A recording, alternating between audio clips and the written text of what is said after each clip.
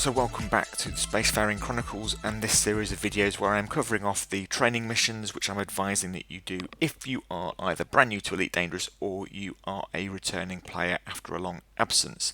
This video covers off the training missions 2 and 3, which is basically basic flight and docking and travel. Basic flight is a really short training mission. You, in all honesty, can skip it. It doesn't cover off anything that you haven't covered on mission 1. Having said that, you do get to fly through an asteroid field, which might be interesting for you. So mission 2 starts with your ship powered off and a bit of dialogue going on in the background. You can listen to it, obviously you don't have much choice anyway. Essentially what's going to happen is they're going to reactivate your ship. You're going to run through, again, the throttle controls, just throttling forwards, and then they're going to reactivate your ship's controls for flight. And then you get to just prove that they're working, and then you get to fly basically to a distant space station through the asteroid field. It's not much to it, and you'll get it done really quickly.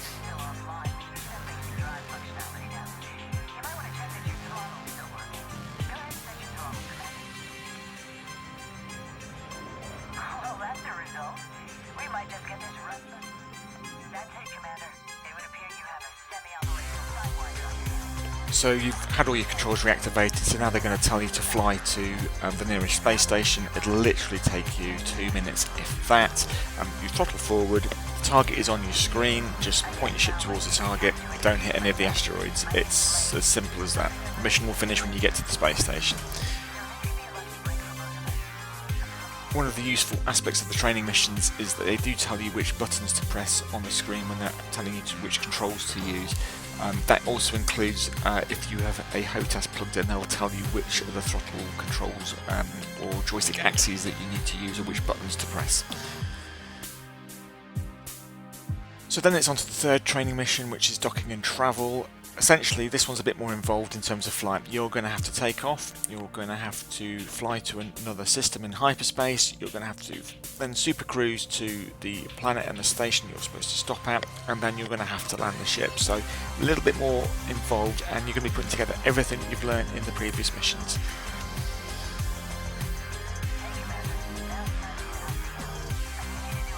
Okay, so in a moment you're going to launch the ship by selecting launch from the menu. You will use your vertical thrusters to take your ship upwards. You will then engage your throttle to shift the ship forwards using your controls to just fly through the station exit. There will be your controls displayed on the screen, but it's worth learning where your vertical thrusters are for this. Okay, so we launch, we use the vertical thrusters to go up, we use the throttles to go forwards. Worth remembering to find out where the retract landing gear button is. They will tell you on the screen as well. By the way, try not to end up as wall decoration on your way out. Landing gear retracted. There's no need to do what I did, which is to use the boost button to boost out through the entrance, unless you really want to. Okay,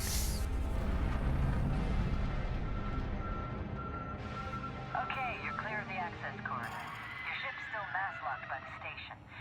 Once you get beyond 5 kilometers, you'll be able to make the jump. So next, it's going to be going into Supercruise. You're then going to select a navigation target to basically hyperspace to another system. So you're going to go into Supercruise, press number 1 to go to the navigation tab, navigate to the system that tell you that you want to navigate to, come out of that, and then you're then going to hit the Supercruise button again to take yourself into hyperspace once you've aligned yourself with the system. Just follow the instructions on the screen.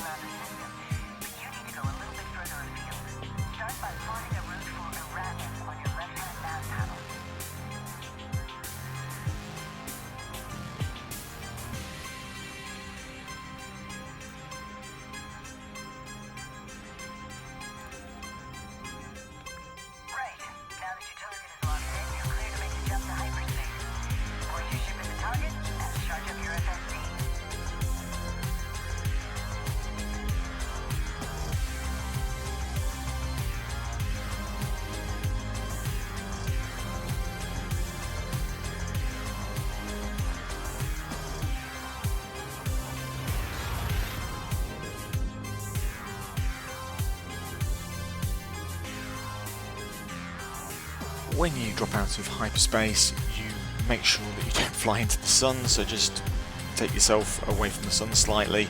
You are then going to be asked to navigate to Abidjan City. Again, you just hit the number 1 button to go to the navigation interface, find the target that they're talking about in the menu, select that as a target, and then you're going to fly towards that. Things don't run like clockwork. Go ahead and select the station on your nav panel, then use your compass there on the left of your radar to orient the ship towards. So Supercruise approaches can be tricky. The key really is watching your speed. There is a distance and speed indicator on your left hand side of your console screen. Once those are under blue, you can drop out of Supercruise. You don't want to be going too quick, so as you get closer to your target, select your throttle to about 75% and then just keep an eye on those 2 indicators. You can only come out of Supercruise and hit your target once you are under 1 million miles away from the target that you've got locked.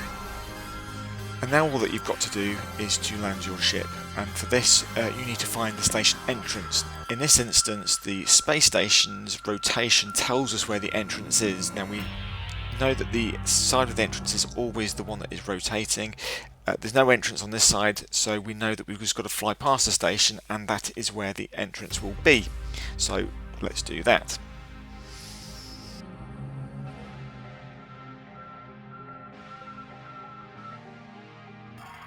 Okay, so for a manual landing in Elite Dangerous, you need to be within 7 kilometers of the space station, and this is so that you can request docking permission, which you do by hitting the number 1 button, going to the Contacts tab and selecting the station, and then request docking. You then have to align yourself with the station entrance. Using your thrusters here can be very helpful if you've not got an exact approach, like in my example here.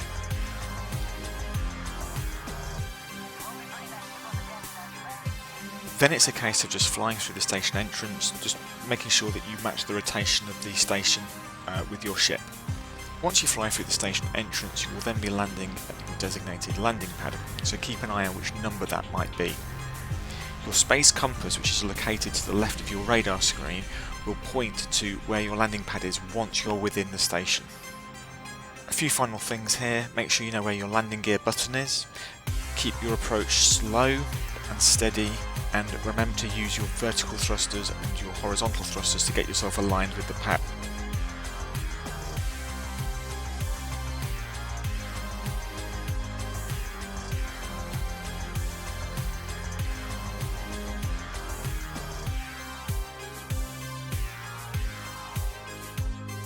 Once you're close enough to the pad, you'll get a landing pad guide on your screen on your controls below.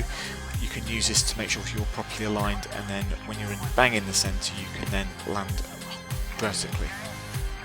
Unlike myself, where I slightly fluffed this approach. So once you've completed this mission, you've covered off all the main elements of flying a spaceship in Elite Dangerous. From this you can go off and fly your own ship, essentially. On the next mission, we'll be covering off the on-foot elements of Elite Dangerous Odyssey. If you like what you've seen here, then please like and subscribe to the channel. If you'd like anything to be covered in particular, please leave a comment. Many thanks. We'll see you on the next video.